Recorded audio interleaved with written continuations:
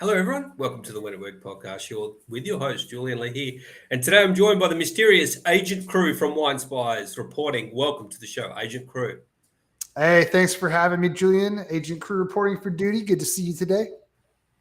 Wonderful. Now, Agent Crew has a very interesting business called Wine Spies, which is a daily deal or flash sale business centered around wine. Tell us a little bit about Wine Spies, Crew. Yes, absolutely. Since 2007, we've been busting out a single wine every day. So the clock strikes midnight, brand new wine goes on the site. Always keeps it fresh. We get to taste a lot of really good wines, and it's been growing tremendously over the past 4 years in particular. And we've really taken it to a whole new level, redesigned the site, added a couple amazing new features, and it's been a joy to watch it grow. It's interesting, Crew, because the concept of having a daily deal business. Why did you choose that, and why did you know that that was going to be a good idea? So initially, we're actually the oldest surviving wine sales site at this point. The only other one that we had followed in the footsteps of was Wine Woot. So back in 2007, the flash sale was still pretty novel. Woot was one of the early pioneers of that, and they spun up a separate division to just do the wine. There's a huge market niche, particularly in the wine industry, for finding and discovering wines, both that people haven't tried, but also wines that haven't been able to find good traction in the marketplace for a huge number of different reasons, and not because it's plonk. Quite the opposite. There's just so many different wines for people to choose from. Sometimes it has a hard time finding a home. So now the climate is much, much more challenging from a sourcing perspective. But in the early days, it was really clear that there's a huge need here on the supply side, and of course, an audience that would be appreciative. So, did you say it was called Woot, the previous business that was doing wine in this format? Woot. Yeah, WOOT, woo. Yeah. And there was a few others around that were doing. I don't know how many of them are still around. What are some of the the ones that kind of blew up really quickly, not doing wine? And you get on there and buy stuff. Well, the deal sites are a little bit different, but you probably think of something along the lines of Groupon or Living Yeah, Social. all that stuff. That's right. Yeah. A few of those. Woot was a lot closer to our specific model, where there's actually one deal being presented. Groupon, Living Social, they have a bunch of different deals in a bunch of different categories, and those deals run for weeks at a time. Yeah, and they're not really niche down. You've really specialised on one thing, and I think that is part of the reason why yours is working, and a few of the other daily deal sites are kind of fading into oblivion. And if you're interested in wines, you might think, okay, well, I'm going to subscribe and check out Wine Spies. The other thing is that I think is a good thing about your business is that, like you said, people like wine, but really most of us have no idea what to pick, and we end up just buying the same stuff. I kind of like the idea of just saying, well, hey, how about somebody else picks and we'll see if I like it, and you kind of discovering new things all the time. Is that sort of, I guess, the buyer motivation, knowing what people think about when they buy wine is really kind of what you've tapped into there, Crew. Yeah, and that really is a lot of the reasons people love us so much and continue to buy from us. So what we do is we taste probably 30 to 40 different wines every Friday. And we have a tasting panel, quite a few different palettes on the panel. But we never sell a wine that we don't love. I mean, that's where the bar starts. And I mean, it's easy to say and everyone's skeptical, but that really is the case. I mean, if we don't think it is an excellent wine, we don't even start talking about what the price is and all that. It has to go through several other bars that it has to clear after that, like the economics of it and whatnot, and whether or not we think there'll be excitement for it.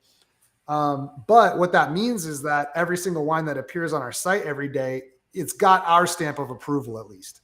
So wine is, of course, subjective, but you can find out pretty quickly whether or not you like the kind of wines that we are serving up. And we do have a huge variety of wines.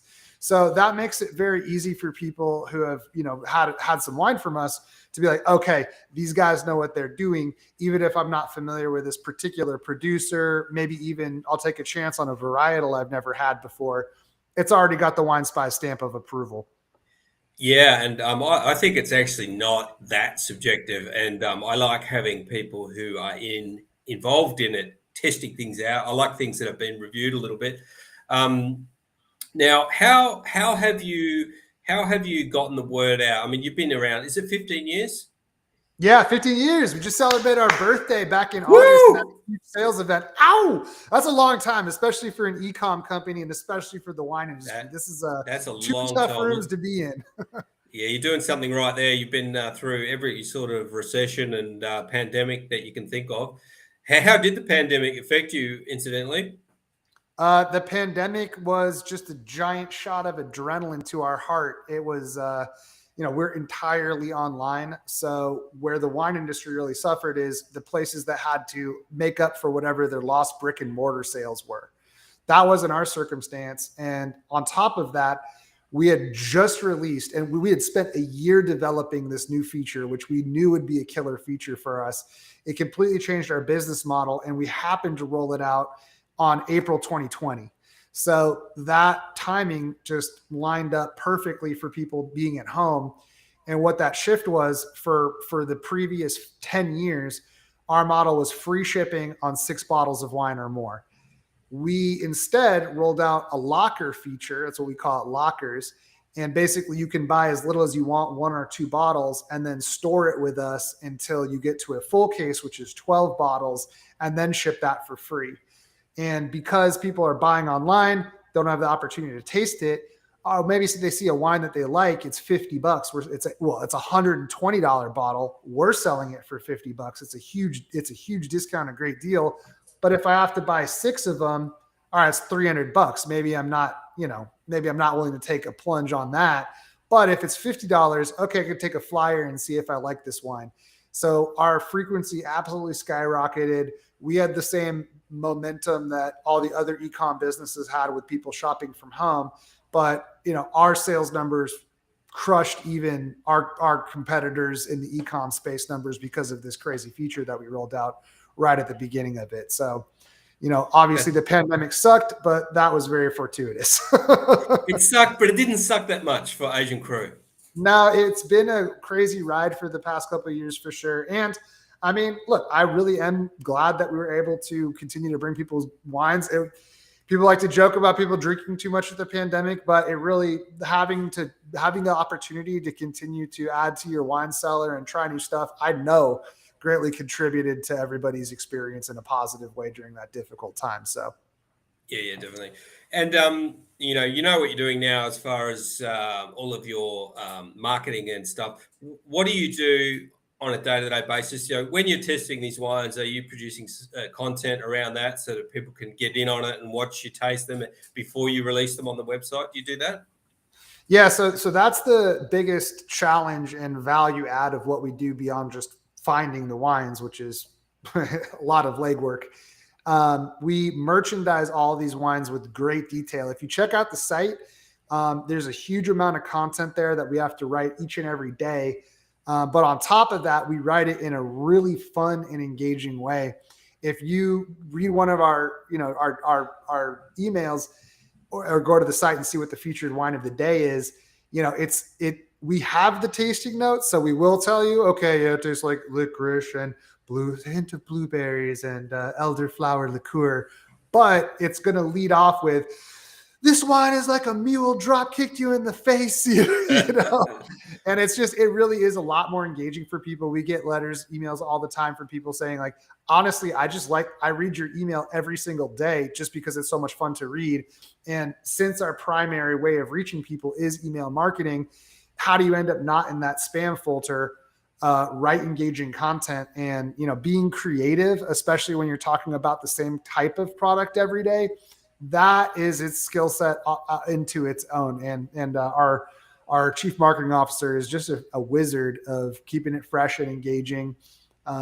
Today's wine was Kendrick, and he wrote a whole thing on Kendrick Lamar, and just keeping it fresh like that. It really, yeah. So many people miss that. I sort of tell people it's almost like you've got to be like WWE, create a bit of a character, create a bit of either controversy or comedy, and so you guys have really nailed that, and it makes just a massive difference to the content and how engaged people are with you. Is that something that's kind of your personality coming through? Well, obviously, I think it is. Well, I wish I could take the credit. So when we started off, my business partner and founder of the company, Jason Sieber, now who I can reveal his true identity because he's spent most of his time in the past couple of years working on some of our other ventures, which are also really exciting. He started it with the idea to write every single wine like a new mission. That's what the Wine Spies was. Frankly, it got really challenging to keep that shtick up. And even that got kind of tiring and old, over a long period of time. And so it kind of dropped away, and we were writing really conventional tasting notes for a good bit of time. When we brought our new CMO on about 4 years ago, that is really when, he brought his own style of writing linguistically to the table and made us realize, it's not about proper punctuation. It's about sounding like a real person is talking to you, and that's challenging. And now it's funny because every time I do need to step in, if he's out of town or on vacation, and write some of the copy, that's actually the style. I'm writing in his style, to be honest. That's that. And that we have as a company though, found our own voice, and it really, that the energy, and that's how we really stepped it up. We rolled out some new feature sets. We redesigned the site, which is just best in class. Absolutely. We added a wine buyer that dramatically expanded our portfolio. And then just fresh, better copywriting and some next level marketing strategies. And now we're doing 8 figures. It's great. Awesome. And tell us, what's your favorite wine of all time? Well, that's why when you said it's not subjective, it is and it isn't. It is not subjective in that there really is genuinely poorly made wine and well-made wine. But once you get into the world of well-made wine, they call me the basic bitch at the tasting panel because I like big, juicy, California Zinfandels, tasty red blends, really obvious sorts of wines. The rustic, earthy ones where I'm trying to get behind liking the idea it tastes like a horse stable. Those are not my personal preference. So I'm much simpler. My family owns a winery in Sonoma Valley. We make a range of Bordeaux style wines. They're exceptional wines, but they all tend to be fruit forward, pretty approachable, easy to drink wines. Plenty of nice new oak on there. That all comes through. And after working there for 8 years, I left when I was the general manager. That calibrated my palate for sure. So it's taken me, I've been with Wine Spies for 5 years now, and it's taken me this long to start to recalibrate my palate towards the old world. And I'm finding a much greater appreciation for it in the past, but I pop a bottle of Tasty Zin from Dry Creek Valley and I'm there. It's Friday night. There's a big difference in types of wine as well. Like even based on there's reds and whites and all of that. Do you have most people tend to be just one or the other. Do you stay with the reds, or do you also enjoy the white wines as well on a very basic level? Yeah, I mean, most of the time it's red, but if it's a hot day out, it was 111 here yesterday in Sonoma Valley, and I was not drinking red wine. So yeah, right. And I will say, so Viognier, probably my favorite. It's hard. So the thing is, it's hard to find really, really exceptional white wines. There's a lot more generic white wines out there. If you can find an amazing Riesling that's dry, an amazing Viognier that's dry, I love that floral aspect of it. I hate Chardonnay. I'm an ABC guy, anything but Chardonnay. And I love Sauvignon Blanc. I don't mind if it has a lot of jalapeno character. I like it when it has a tropical fruit. But, I'm a pretty equal opportunity employer. If it's good, I'll drink it. Yeah. What's the best region in your opinion for wine? I mean, the buzz in the industry is for sure about the ready to drink category competing with wine, and then wine kind of answer to that in terms of product innovation is lower alcohol or no alcohol wines. So that's where all the buzz is and all the attention in the wine press. Some of these fads come and go. Some of them stick around. I mean, obviously, White Claw is here to stay, and I like to enjoy one of those when I'm on the beach or whatever. So I think that it's whenever people talk about particular varietals becoming hot, it's like, oh, sideways. Pinot definitely went up, but the problem is that those are cyclical too. And then the other thing is that it takes 2 years. If you take a vineyard and if you cut all the heads off all the vines and you graft on another varietal, which you can do, then it takes a couple of years for that to bud over. A super common trend in the wine industry is that, oh my God, Pinot is hot. Or a couple of years back, it was a huge disaster. Everyone's like, Muscat is hot. Everyone wants Muscat. And they just see the percentage of growth figures. It's like 1,000% growth for Muscat. Everyone goes and plants Muscat. The fad dies down. And then 2 years later, all of these vines start bearing fruit. And now you have a glut of Muscat, which is exactly what happened. So, we sell one different wine every day, so we're more responsive on a day-to-day basis, but producers have a much harder time trying to kind of chase, what the public's interest of the moment is. They're better off just sticking to something they do well and waiting for their, ignoring all the fads, I reckon. Well said. In fact, that's exactly what they should do. They should make what they're good at making. They should grow what grows well there. Texas is a huge burgeoning wine growing region, and they would be so much more successful if they planted vines that were suitable for the climate there and made really good wines from those grapes until they caught on, rather than just trying to chase the market and realizing, oh, well, Pinot Noir is hot. Let's plant that, even though it doesn't grow very well in Texas. So, that's a really good advice. I wish more people in the wine industry would take it. Just on a random, have you tried the wine from Arizona? Who's that heavy metal band? The lead singer is a strange guy, and he's got his own wine brand. I think Tool. Have you tried that one? No, if it was Tool, haven't tried it. What are they calling it? Tool. I mean, honestly, it's been another huge trend is Keenan, Arizona, Maynard Keenan. Apparently he's departed the brand. This is the thing, is that there's this whole aura of the glamour of the wine industry, and wouldn't it be nice? It is a very tough business on every side of it. It's a 3-tier system. There's the producer, there's distributors, and there's retailers. Every single one of those tiers has its own challenge. And so people have this idea of what it would mean to be a producer. And the fact is that you cannot just slap your record label on it and hope to sell a bottle. In fact, it might actually be damaging in the market because people think it's a gimmick brand, and that's not what they're interested in. So, you see this happen all the time. Jeff Gordon's winery, even, Nicki Minaj had a winery. It seldom works out. They get over it so freaking fast. Cameron Diaz came in with that Aveline brand, and then the whole clean wine thing, and they got absolutely obliterated by the wine press. It's just like, all right, welcome to the party, guys. Yeah. I know people have this romantic idea of just walking around, sipping wine and checking on a few barrels, and there's a lot more work involved, I would imagine. Yes, there really is. And I mean, the old joke is, how do you make a small fortune in the wine industry?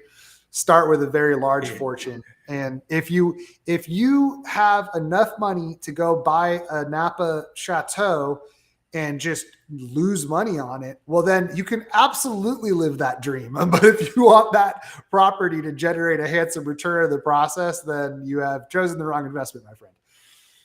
Wonderful. Well, that's some great information there, and very interesting as well. If you want to check out what Agent Crew's doing at winespice.com, obviously that's the URL. Go and check out what they've got on today. Get on their mailing list and have a look at some of their content as well for some of you content creators out there. See how they're doing it and they're producing content around that. So thanks for coming on, Agent Crew. That was really interesting. Yeah, no, it's been a pleasure. Thanks for having me on anytime.